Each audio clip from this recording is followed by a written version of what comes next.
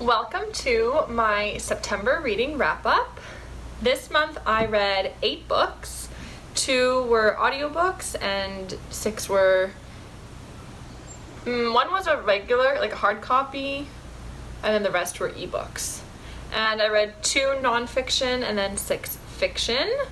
So I'm just gonna start with it. I'm gonna go from the first book I read in the month and all the way to the last book of the month. I finished one right on September 30th. It was my goal to finish that book and I did it. It was my goal also to read 8 books this month, which I did. And I need to read 25 more books by the end of the year to reach my goal of 100 books. So fingers crossed, hopefully I do it. I'm gonna participate in my first readathon this month. And I think I have 4 books on my TBR for that readathon, so hopefully that'll help a lot. Alright, so let's start. The first book I finished this month was Scythe. I gave that book a 4 to 5. It's a YA post-apocalyptic, not post-apocalyptic, but it's fantasy set in the future, YA. And I typically don't like YA. I've probably said that so many times by now that you just know if you ever watch these videos or if you know me. But I enjoyed this book, 4 to 5. I loved the idea. It's very, very unique. I've never read a book about humans not being able to die, so there are certain people designated to kill them, which is basically the plot of this book. There are 2 young adults that are mentored by this Scythe and learning how to kill people responsibly, basically. Very interesting. I don't think I'll continue with the series, but I enjoyed this book. The second book I finished was All the Light We Cannot See. I know I'm a little late to the game with this one because it's kind of old at this point and almost everyone's already read it. And I only gave it a 2 out of 5. I know it's really, really popular. It's probably some people's favorite books. A lot of people cried in it. Maybe I just had too high expectations. I don't know, but I found it to be boring. What I did enjoy, I loved the ending. I loved how there was a little bit at the end that went past the war and you learned a little bit about lives after the war. Really enjoyed that. So I'd love to read a book focused on that, focused on life after the war. That'd be really interesting for me. And I guess if you didn't read All the Light We Cannot See, it's about, there are 2 main characters, a German boy and a French girl who is blind, and it's about them during World War II. I don't really want to give much else away. That's that.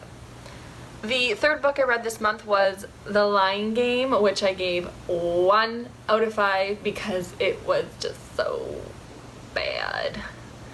I loved Ruth Ware's book, The Woman in Cabin 10. I probably gave it a 5 out of 5. I loved it. And this was just so drawn out, boring, nothing happened. It's just not worth your time.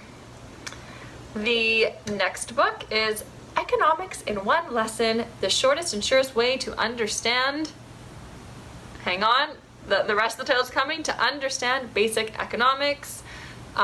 This book is it a book? Is it a collection of essays? It's written by Henry Hazlitt. It was actually first published in the late 1940s.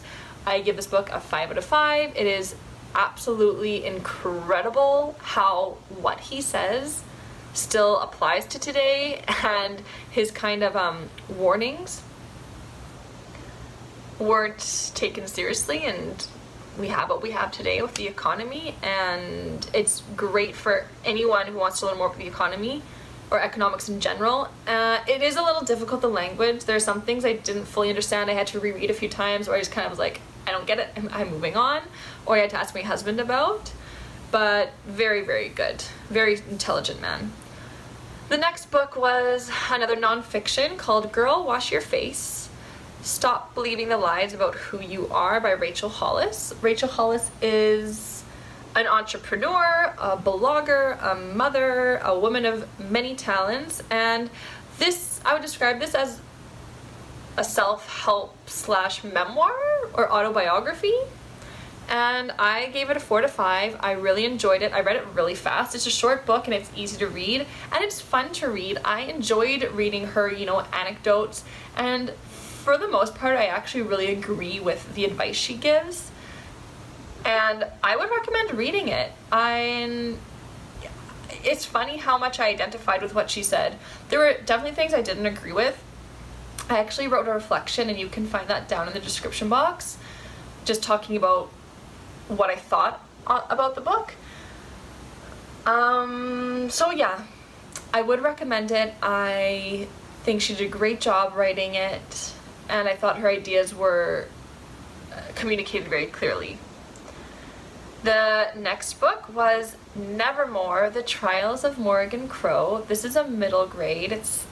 A lot of people do compare it to Harry Potter, and I get the comparison, but it's different, and it's wonderful. 5 out of 5, loved it. I actually might continue with this series. I listened to the audiobook, which was really, really, really good. Highly recommend. If I did continue with the series, I would continue with the audiobooks, and I loved every minute of it. I love the world she created. I love the characters. I love the magical part to it. I love the plot. I just think it's a great book, and it's really good to find a new middle grade and a new series that I enjoyed this much and actually want to stay involved with. So the second last book, the 7th book I read this month, was The Wife by Meg Wolitzer. I actually remember wanting to read this book because Lala from Books and Lala had read it, and she gave it 5 out of 5. She loved it, and I was like, okay, I'll give it a whirl. I gave it a 4 out of 5. It's a very good book. It's well written. I think for me what I like the most is that it's a story told over time. Like, it kind of goes present to past, which I usually really, really enjoy. And I love that it was set in the 60s. Like, I guess it started in, I don't know, maybe the earliest it goes back is the 40s, and then to the 60s and 70s. And I really like that a lot. It made me want to watch Mona Lisa Smile, if that gives you any indication of what the book is like. Feminism, the time, 1950s, 60s, and just like the style of it. Really enjoyed it. And the last book I listened to this month was A Darker Shade of Magic by V.E. Schwab. I gave it a 3 out of 5. I was a little disappointed. I feel really bad. I can't remember the name of the channel that I saw recommend this book, but she hyped it up. Like, whoa. I was like, I have to read this. This is gonna be so good.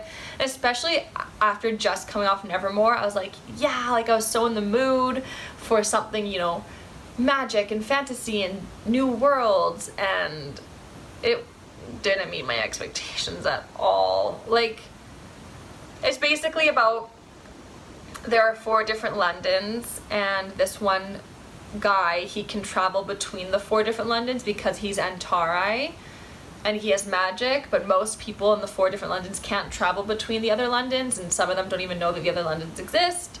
And it sounds really cool, I'm describing it to you, but and I guess it was fine. It was good. I gave it a 3 to 5. Obviously didn't hate it, but just kind of dragged on, and I didn't like the female character at all.